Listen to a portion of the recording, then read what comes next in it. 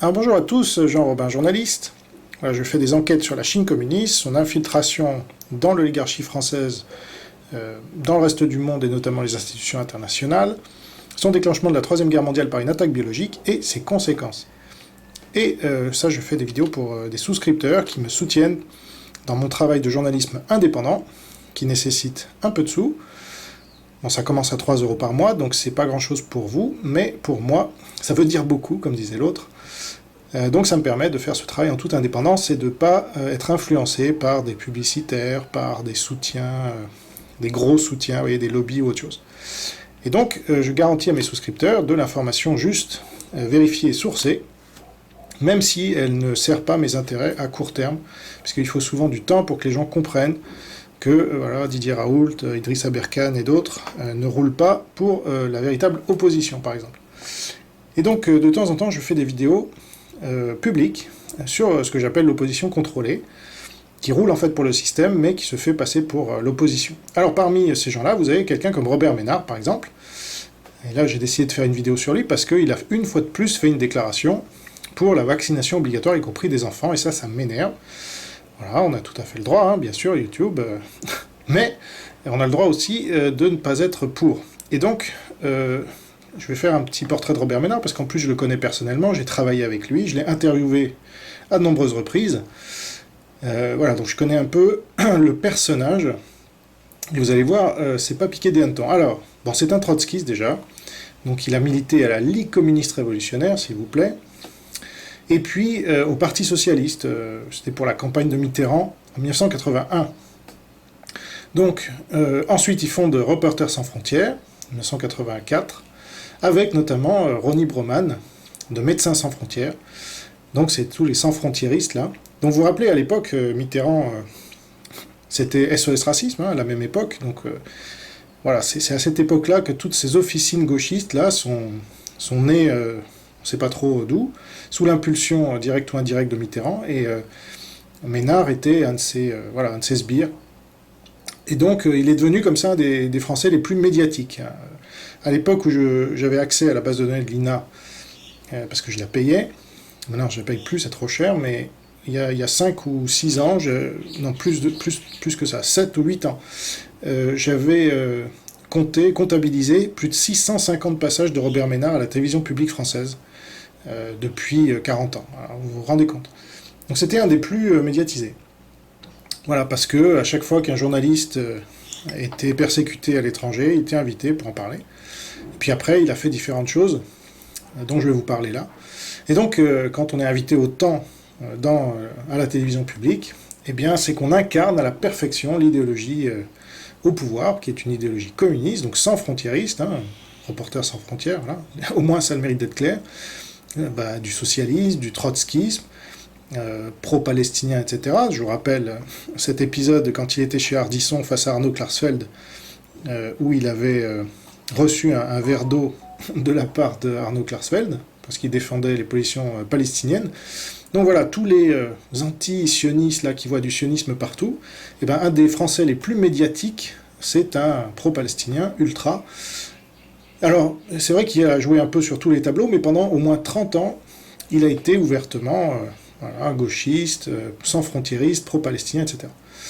Et tout ça, évidemment, c'était fait pour faire diversion des problèmes en France, donc du communisme, et puis des médias, puisque Reporters sans frontières désignait les problèmes à l'étranger, mais jamais en France.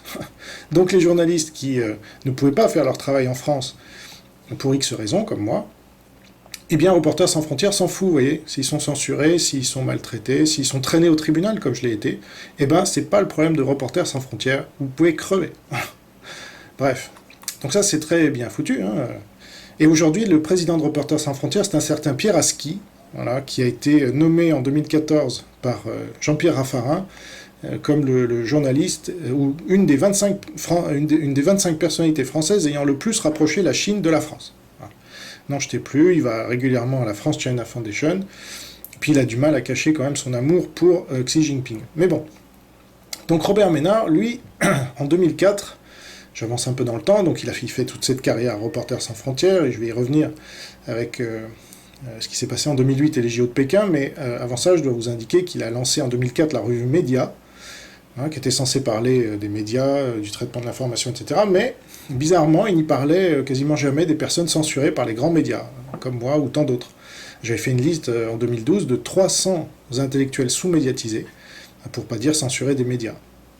Donc ça n'intéressait pas Robert Ménard. Par contre, il voulait faire passer pour des gens censurés Soral, Ramadan, Nab et Dieudonné, donc qui sont les 4 personnalités de la liste noire de Patrick Cohen, alors qu'en fait ils étaient très médiatisés, et qu'ils le sont moins depuis que voilà, ils sont soupçonnés d'antisémitisme, mais ils sont beaucoup plus médiatiques encore aujourd'hui que la plupart de ceux qui faisaient partie de ma liste de 300 intellectuels sous-médiatisés.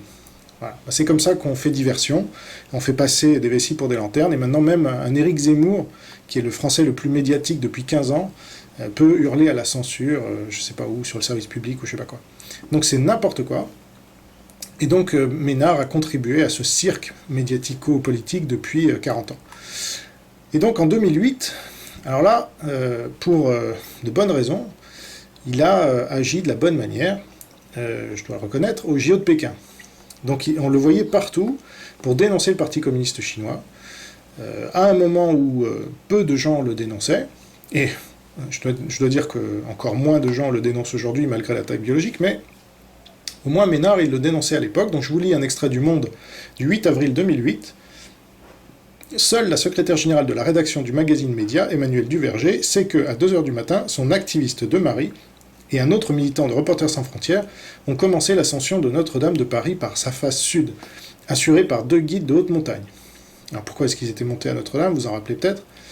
En attendant 17h où une banderole noire et un drapeau tibétain devaient couler sur la façade de la cathédrale au passage de la flamme olympique, Robert Ménard tentait de se réchauffer dans un duvet détrempé, avec pour seul bien une tablette de chocolat, des noix de cajou et 2 livres, le tout nouveau Que sais-je sur le Tibet de Claude Levenson et L'Axe du Loup de Sylvain Tesson, un aventurier des steppes et l'un de ses deux compagnons de cordée.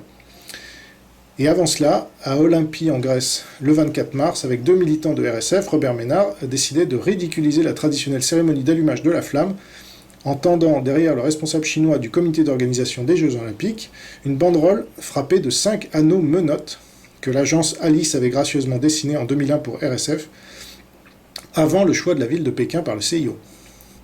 Je me suis trompé d'entrée et je me suis retrouvé assis à la tribune d'honneur, sans que personne ne me demande rien, dit Robert Ménard. Un texto plus tard, les 3 compères déroulent leur drap noir boycotter le pays qui piétine les droits de l'homme en criant « Liberté, liberté ». Sur la chaîne chinoise CCTV, qui retransmettait la cérémonie avec un léger différé, les Chinois ne voient rien de la scène. L'image du Ludion français fait en revanche le tour des autres télés du monde. Voilà, donc ça c'était très courageux, c'était très bien. Et le Figaro du 26 mars 2008 titrait Ménard « L'homme qui veut gâcher les JO de Pékin ». Depuis son coup d'éclat à Athènes, l'association a enregistré 1500 commandes des t-shirts de la campagne Pékin 2008, où des anneaux olympiques sont remplacés par des menottes. Un symbole à l'heure où les financements publics ne représentent plus que 10% des revenus de l'association. C'est la vente annuelle des 3 beaux albums de photographie signés par de grands noms qui apportent l'essentiel des ressources. Le reste provient des ventes aux enchères et des dons d'amis ou d'entreprises sympathisantes. L'homme préfère éviter de citer ses principaux bailleurs. Ils font tous des affaires avec les Chinois et je ne veux pas les gêner, je ne fais pas de morale. Bon. Voilà, donc c'était pas parfait évidemment, mais au moins ça avait le mérite de bouger un peu les choses. Et moi je me rappelle très bien de cette campagne, cette agite-propre, en bon trotskiste. Là pour une fois, c'était pour dénoncer le communisme, donc ça c'est très bien. Et puis il a quitté Reporters sans frontières sur ce succès, en septembre 2008. Et alors là on n'a pas compris, ça a commencé à se détériorer, puisque, vous me direz, avant c'était pas terrible non plus, mais au moins voilà, il avait fait ce happening. Et en septembre 2008, il quitte Reporters sans frontières pour rejoindre l'un des pires pays au niveau de la liberté de la presse, à savoir le Qatar. Alors là, on comprend pas. Il passe de la dénonciation de la Chine au Qatar. Ah bon. Et alors c'est le Centre pour la liberté de l'information, une vaste blague dans cette dictature islamique. Et ses positions sur l'islam se renforcent. Elles étaient déjà assez pro-islam, là il devient très pro-islam, au tel point que le 26 avril 2011, devant ma caméra, puisque je l'ai interviewé pour mon site Enquête et Débat, il déclarait, je cite, « J'ai souvent les mêmes idées que Tariq Ramadan sur le fond. je l'ai reçu, je trouve que ce qu'il dit est souvent marqué du sceau du bon sens, je ne suis pas, contrairement à un certain nombre de gens avec qui on m'associe, une bande de réacs, j'ai des positions très différentes d'eux sur l'islam. Alors, franchement, ça c'est... Bon, moi j'ai interrogé un peu tout le monde, et notamment des gens qui se disent de droite, donc qui se disaient déjà à l'époque de droite. Donc je l'ai interviewé dans son local à Paris, le local de leur maison d'édition, là, Mordicus, et il y avait là 3 personnes, alors lui, et puis sa femme, et leur employé. Et alors, je dois dire que c'était une musulmane voilée. Et alors aujourd'hui, c'est marrant de voir Madame Ménard sur tous les plateaux de télé dire que le voile islamique, c'est pas, ça correspond pas à la France, etc. Alors qu'elle-même, enfin franchement, donc ça c'était en 2011, hein, je vous parle pas de 1883, vous voyez, ou de 1980 même. Non, je vous parle de 2011, donc il y a 10 ans, tout juste, ces gens-là avaient comme employé une femme voilée. Voilà. Donc ça, il faut quand même le savoir. Bref, peu de temps après, il lance Boulevard Voltaire, et sur une ligne anti-islam. Voilà. Donc le 24 octobre 2012, il publie une tribune, et si l'islam était le problème. Bon. Donc là, c'est un revirement à 180 degrés, dont il a le secret, et qu'il ne cesse de faire. Je lisais un commentaire, là, Ménard a tellement tourné, c'est plus une girouette, c'est une toupie. Moi, je suis assez d'accord avec ce commentaire. Donc, moi, j'ai travaillé avec Robert Ménard, et donc je peux en parler voilà, sans les ragots, sans les rumeurs.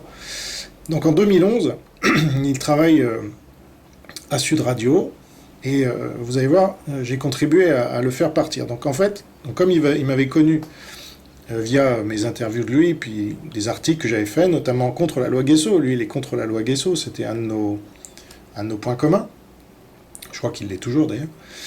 Eh bien, il m'a demandé de le rejoindre parce qu'il allait travailler pour Sud Radio. Donc c'était pas Sud Radio comme on le connaît aujourd'hui, c'était il y a 10 ans, donc c'était une radio qui devait se relancer, qui était connue par quasiment plus personne, et donc ils avaient embauché des gros bonnets, dont Robert Ménard, dont d'autres personnalités de la télévision, et chacun avait une émission et devait faire son truc. Et donc moi, il m'avait proposé, ainsi qu'à Éric Martin de Nouvelles de France, d'être ses aides, si vous voulez, je sais pas comment on dit. Et donc moi j'étais assez intéressé parce que c'est ma seule expérience avec le système d'ailleurs, et ça a duré 4 jours. Alors je vais vous expliquer comment. Donc, alors c'était pour l'émission du matin, très tôt. Il fallait se réveiller à 4h du matin, donc ça m'a beaucoup perturbé parce que moi je suis pas du tout du matin. Mais bon, j'étais prêt à faire cet effort pour essayer d'influencer un peu mes compatriotes avec quelqu'un qui se prétendait de droite et qui voulait, il m'avait vendu ça comme ça, on va faire une émission très différente du reste du PAF, tu vas voir.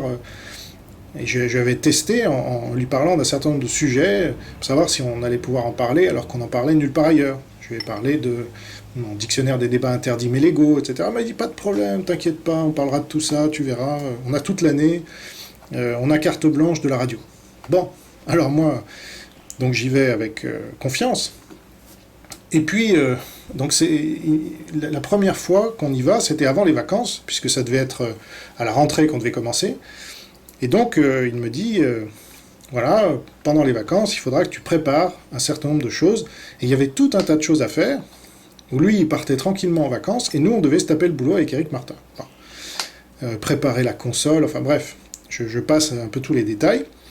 Et il nous avait mis un consultant qui devait nous aider, mais en fait, il nous a pas vraiment aidés.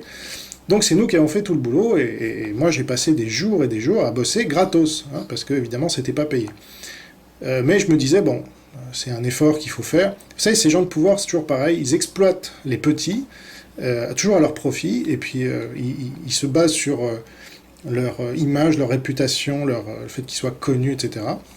Et puis au final, ils vous jettent comme une merde, comme ça s'est terminé comme ça. Donc après 4 jours de travail, déjà je me suis rendu compte que on ne traitait pas du tout les sujets différemment des autres, et qu'en fait il fallait traiter les sujets dont Libération avait parlé. Alors moi j'avais dit Libération c'est bien gentil, mais c'est l'extrême gauche, donc moi je suis pas venu ici pour faire de l'écho aux thèses d'extrême gauche. Mais il dit mais c'est comme ça, l'audience, c'est comme ça. Et en fait il me tenait un discours complètement différent de celui qui m'avait tenu pour faire venir, évidemment. Donc ça m'a pas plu, première chose. L'horaire était vraiment très matinal, mais ça, j'étais prêt à faire ce sacrifice. Et puis surtout, il s'est passé un truc, donc au 4e jour, il y avait une émission avant ou après la nôtre, je sais plus, plutôt après la nôtre, il fallait un témoignage, et il manquait de témoins, et donc moi, je me suis dit, tiens, je vais proposer mon témoignage. Donc je suis allé voir le consultant en question, et puis le responsable de l'émission, je leur ai dit que voilà, moi, le sujet, je connaissais un peu, et que je pouvais témoigner à titre personnel, mais sous un autre nom, pour voilà, qu'on fasse pas le rapprochement avec le fait que je travaille à Sud Radio, mais c'était un témoignage authentique. Ils m'ont dit pas de problème, et je suis passé dans l'émission, tranquillement.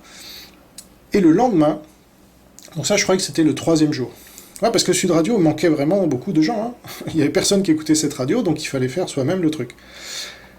Et donc c'était pas une manipulation, c'était juste que voilà, je témoignais, c'était authentique. J'ai pas inventé mon témoignage. Donc que je travaille à la radio ne changeait rien.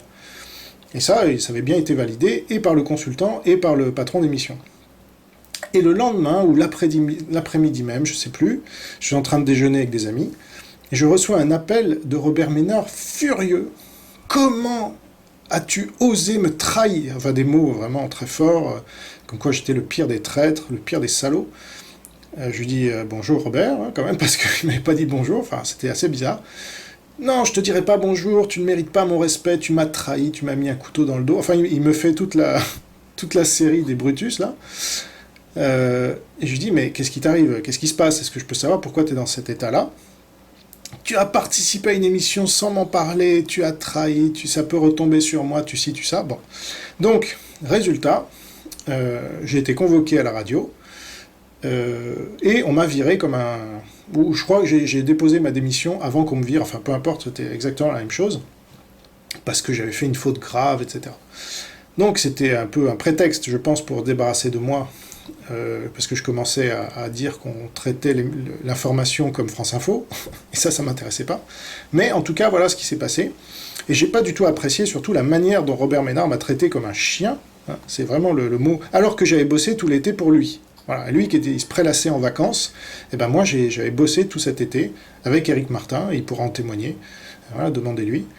Et donc j'appréciais vraiment pas qu'on me parle sur ce ton, alors en plus j'avais eu l'autorisation du consultant et du patron de l'émission pour faire ce que j'avais fait. Bon, donc c'était pas quelque chose ni d'illégal, ni qui manquait à la déontologie journalistique. Bref, donc il faut savoir, voilà, Robert Ménard vous traite comme une merde dès lors que vous lui revenez plus pour une raison ou pour une autre. Et au lieu de me défendre, c'est ça, auprès de la direction, il m'a enfoncé, voilà, j'étais son fusible. Et donc, je suis parti, mais j'ai pas voulu en rester là, parce que, voilà, on me traite pas comme ça sans conséquence, ceux qui me connaissent maintenant depuis 15 ans le savent. Et donc, moi, je rends les coups, voilà. Et donc, j'ai étudié pendant plusieurs jours, après mon départ, les programmes de Sud Radio. J'ai enregistré un certain nombre de choses, et j'en ai fait un petit montage. Donc comme par hasard, Robert Ménard, ce matin-là, donc quelques jours après mon départ, vous savez, il y avait des auditeurs, donc c'était beaucoup basé sur les auditeurs, encore plus qu'aujourd'hui. Et donc vous aviez un auditeur qui appelle et qui dit, en gros, que c'était sur DSK et le fait qu'il soit protégé par le lobby juif, etc. Bon, donc un thème vraiment très antisémite.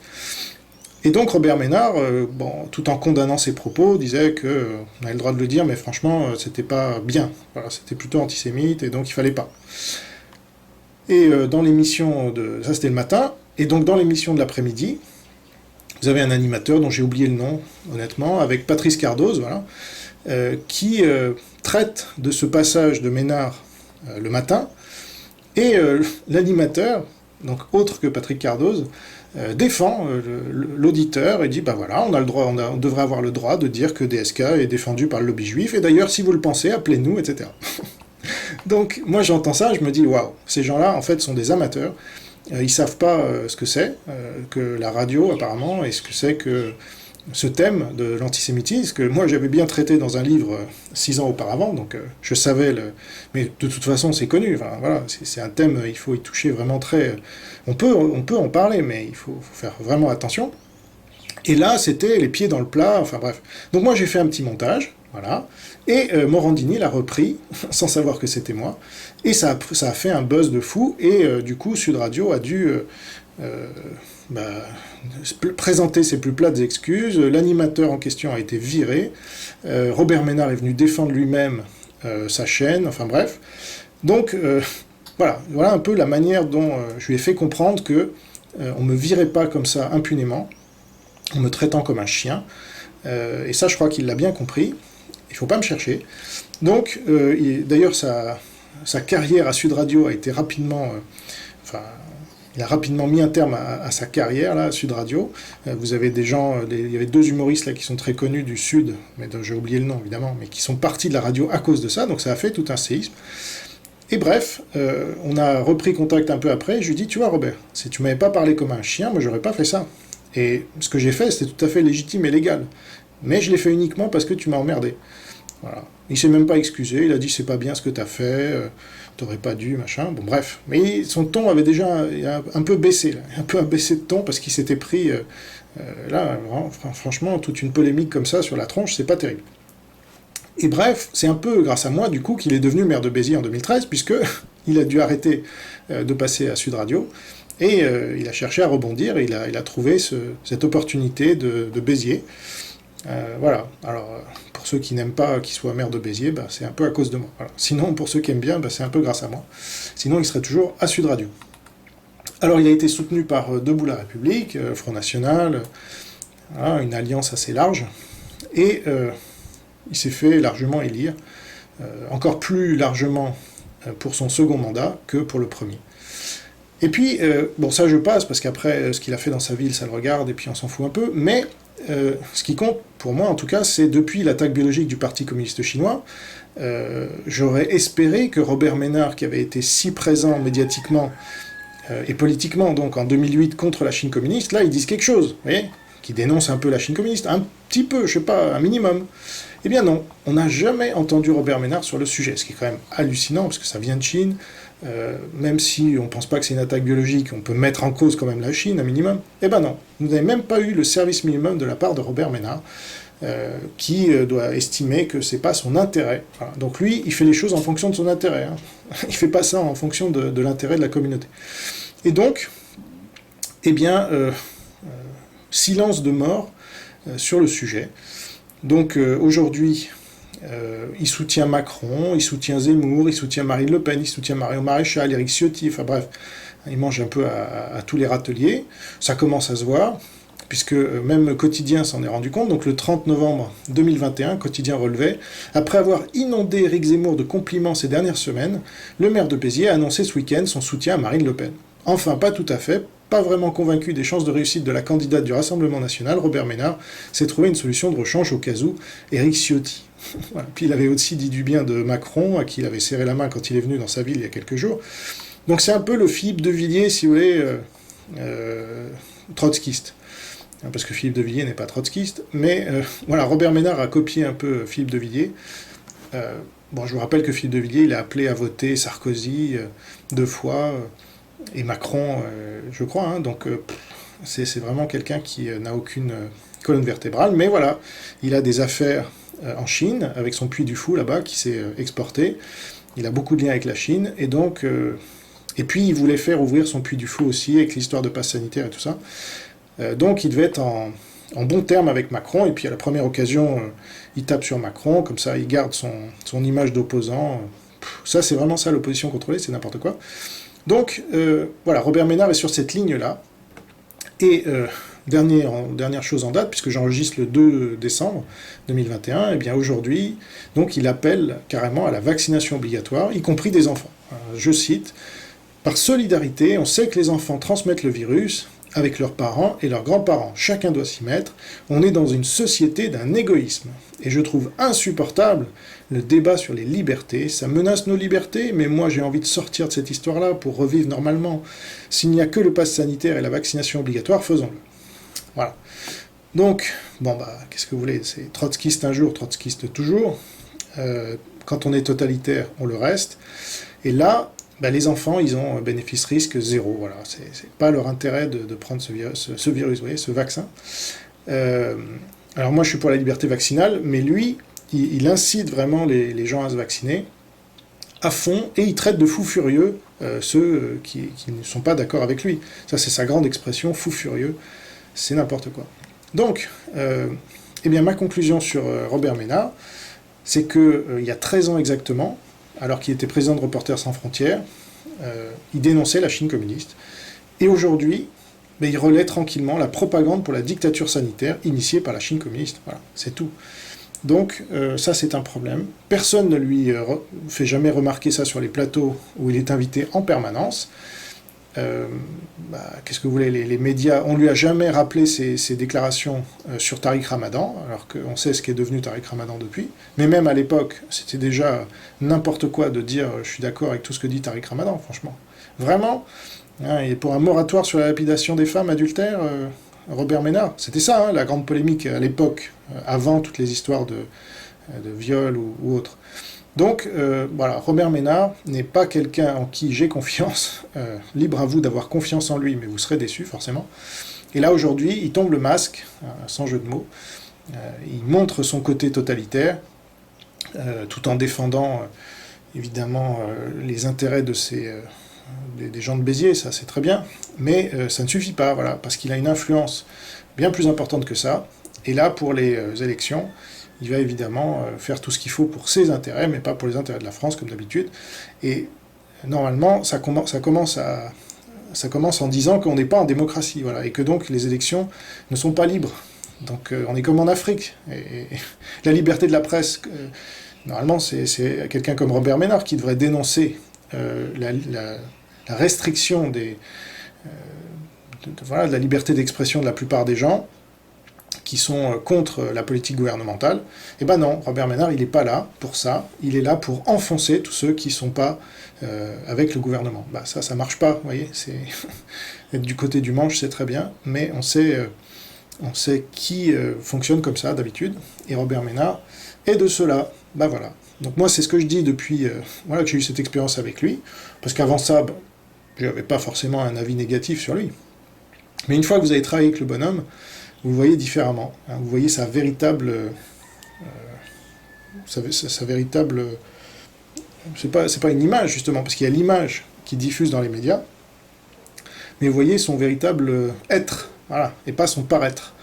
Donc sur son paraître, il a pu emmener beaucoup de gens dans l'impasse, de croire que voilà, il était quelqu'un d'ouvert, de tolérant, vous voyez, contre la loi Guesso, c'est très bien. Mais en fait, c'est un totalitaire. Et d'ailleurs, tous ses soutiens aux totalitaires en général, depuis longtemps, déjà trotskiste, et puis ensuite le Qatar, et maintenant finalement, comme il dit rien sur la Chine, il en est complice, voilà, comme tous ceux qui disent rien sur la Chine. C'est ça qui est important, mais lui en plus a encore moins d'excuses, puisqu'il a lutté activement contre l'influence de la Chine communiste. Et là, il y a les prochains JO, en hiver, est-ce qu'il va les dénoncer à votre avis ? On verra bien, mais pour l'instant, j'ai rien entendu de la part de Robert Ménard à ce sujet. Alors il va dire, mais moi je suis maire, je ne vais pas me prononcer sur le sujet. Mais non, il se prononce sur une politique nationale de passe sanitaire et de vaccination obligatoire, donc il se prononce bien sur le sujet. Il accueille des candidats à la présidence de la République, ce n'est pas des candidats à la municipalité ou à la députation. Et donc, il devrait être le premier, aujourd'hui, à dénoncer la Chine communiste, son régime, en plus, qui met des musulmans dans des camps, lui qui se disait proche des musulmans. Eh ben non, vous ne l'entendez pas. Donc, voilà, moi j'ai suffisamment d'informations pour me faire un avis sur Robert Ménard. C'est une opposition contrôlée. De toute façon, plus vous passez dans les médias, plus vous faites partie de l'oligarchie. Et donc... Voilà, qui soutiennent Zemmour, Marine Le Pen ou un autre, tout ça c'est l'opposition contrôlée aussi, donc c'est pour ça. Aujourd'hui, la véritable opposition, elle dénonce les fausses élections, elle dénonce les médias, dans lesquels ils passent tout le temps. Ah, mais c'est le grand ami de Philippot, enfin c'est tous les mêmes. Donc là, moi, je suis désolé, mais j'ai un discours de vérité, qui dérange beaucoup de gens qui croient en Robert Ménard ou Florian Philippot ou Idriss Aberkane ou je sais pas qui, et sachez que c'est tous les mêmes et qu'on a besoin d'autres personnes que celles qui sont dans la direction de ce pays depuis 50 ans. Parce que Robert Ménard, ça fait 50 ans, vous vous rendez compte ? Ça fait 50 ans qu'il est là. C'est bon, hein, au bout d'un moment, ou 40 ans, ou peu importe. Enfin, Ça fait beaucoup trop de temps, et donc il ne faut pas compter sur ceux qui nous ont mis dans le pétrin pour nous en sortir. Voilà. Donc portez-vous bien, gardez la foi, vive le Christ Sauveur et la Nouvelle France libre. Au revoir.